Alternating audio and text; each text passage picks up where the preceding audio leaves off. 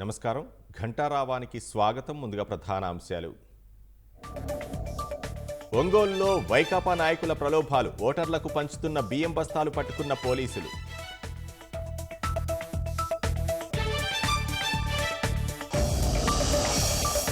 సొంత ఊర్లకు వెళ్లేందుకు ఆంధ్ర ఓటర్లకు అవస్థలు. హైదరాబాద్లోని విజయవాడ హైవేపై బస్సుల కోసం పడిగాపులు.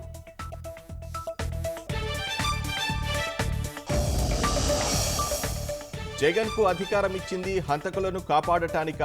కడప ప్రజలు న్యాయాన్ని గెలిపించాలని కోరిన షర్మిల.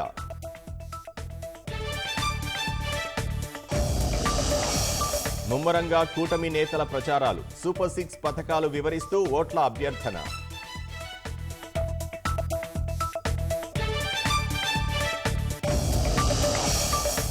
మరో 5 భారతీయులను విడుదల చేసిన ఇరాన్. ఎంఎస్సీ ఎరీస్ వాణిజ్య నౌకలో బందీలుగా మరో 11 మంది.